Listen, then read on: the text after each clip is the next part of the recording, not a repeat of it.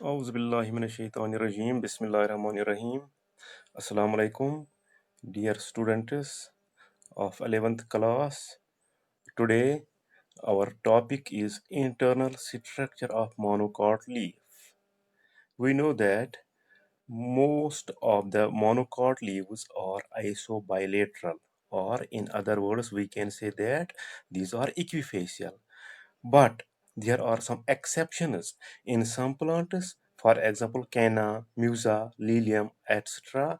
They are dorsiventral. Monocot leaves usually show parallel venation. It is already in plant morphology that monocots have parallel venation. Each monocot leaf is differentiated into leaf blade or lamina and leaf sheath. Like dicot leaves, monocot leaves also possess three distinct tissue systems. These are epidermis,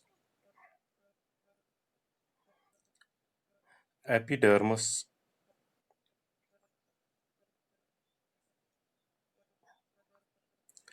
or epidermal tissue system, mesophyll or ground tissue system, and vascular tissue system or vascular system.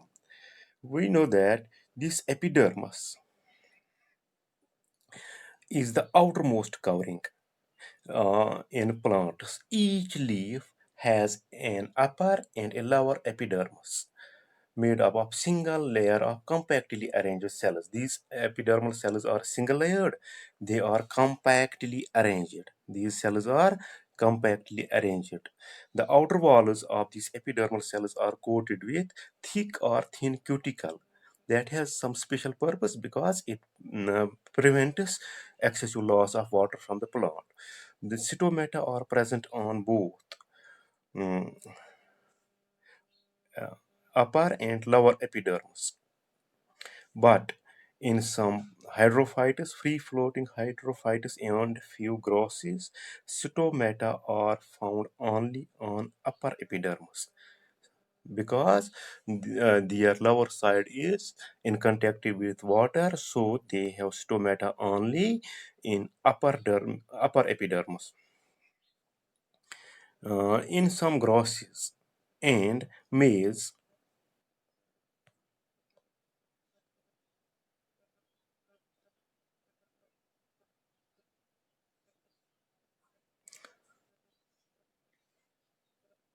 in some grasses and maize, this epidermis is made up of two types of cells,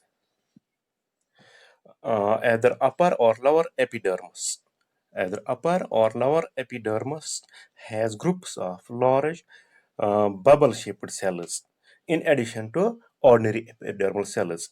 इनमें दो किस्म की मेज plant में और grasses में दो किस्म की सेल्स होती हैं एपिडर्मिस में।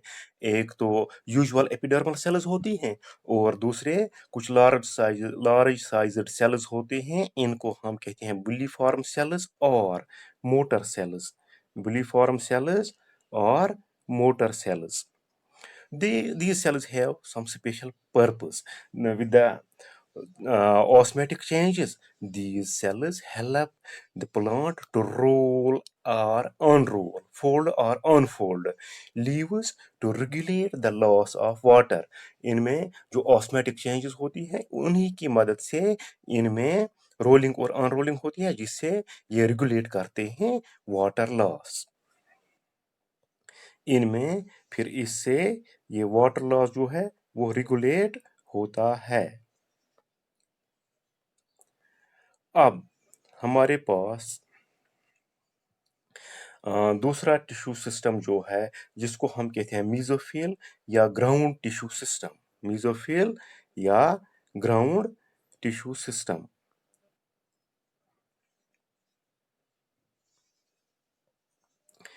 मीजोफिल या ग्राउंड टिश्यू सिस्टम जो है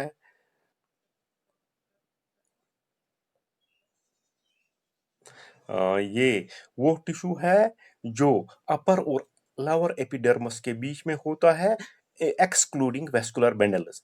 वेस्कुलर बंडल्स के बगैर जो अपर और लोअर एपिडर्मिस के बीच में जो टिश्यू सिस्टम है इसको हम मीज़ोफिल कहते हैं। इसमें सिर्फ वैस्कुलर बंडल्स नहीं आते हैं।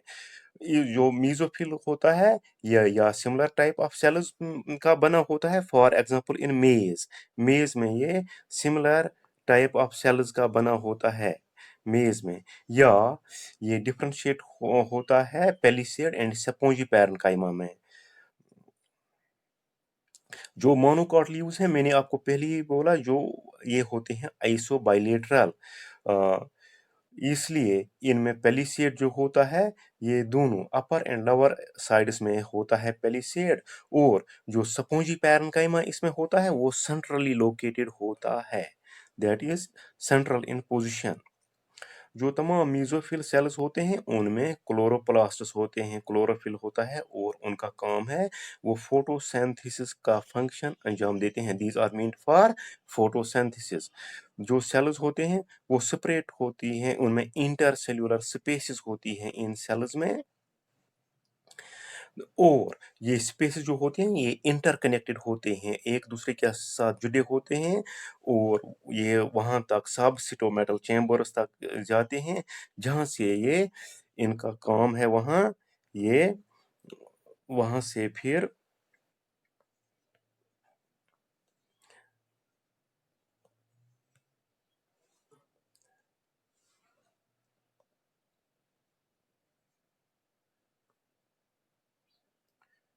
गैसियस एक्सचेंज, वहां से ये फिर गैसियस एक्सचेंज मेंटेन करते हैं थ्रू सिटोमेटा। जो ये इंटरसेल्यूलर स्पेसेस होते हैं, ये एक दूसरे के साथ जुड़े होते हैं, और वहां से ये गैसियस एक्सचेंज करते हैं थ्रू सिटोमेटा। कुछ मोनोकॉट लीव्स में जो डॉर्सिवेंट्रल होते हैं, उनमें सिर्फ पेलिसेड होता है इस अपर एपिडर्मिस के नीचे। इन फ्यू मोनोकॉट लीव्स ऐसे होते हैं जो डॉर्सिवेंट्रल होते हैं, और उनमें पेलिसेड होता है अपर एपिडर्मिस के नीचे। अब one more tissue system, that is vascular tissue system. जो मोनोकॉट लीव्स होते हैं, इनमें आपको पता है they have parallel venation. These their veins are parallel. ये इनका एक कैरेक्टरिस्टिक फीचर है, जो हम एक्सटर्नली भी मॉर्फोलॉजी में देख सकते हैं। हर एक वेन जो है वो एक वस्कुलर बंडल कंप्राइज करती है। Each when comprise a single vascular bundle. ये बंडल जो होता है, ये वस्कुलर बंडल, ये कंजॉइंट होता है, कोलेटरल होता है, और इसमें डिस्टिंक्ट बंडल शीथ होता है। हर इस वस्कुलर बंडल का अलग अलग डिस्टिंक्ट बंडल शीथ होता है। कुछ केसेस में जो ये बंडल शीथ है, वो कनेक्ट होता है अपर और लोअर एपिडर्मस के साथ, that is connected with upper and lower epidermis, come with the help of compactly parenchymatous sales और स्क्लेरेन्काइमेटस सेल्स। उनको हम कहते हैं bundle sheath extensions. Those groups of compactly arranged parenchymatous और sclerenchymatous cells are called bundle sheath extensions। ये उनको bundle sheath extensions कहते हैं, जिन जिनसे ये बंडल शीथ इन एपिडर्मिस तक कनेक्ट होता है। हर एक वास्कुलर बंडल जो होता है, वो उसमें जाइलम होता है टुवर्ड्स अपर एपिडर्मिस, एंड जो फ्लोएम होता है वो लोअर एपिडर्मिस की तरफ होता है। उनमें जो जाइलम एलिमेंटस और फ्लोएम एलिमेंटस होते हैं, that are similar to dicot leaves. These are similar to dicot leaves. इस के साथ हमारा ये आज का टॉपिक कंक्लूड होता है। Thank you.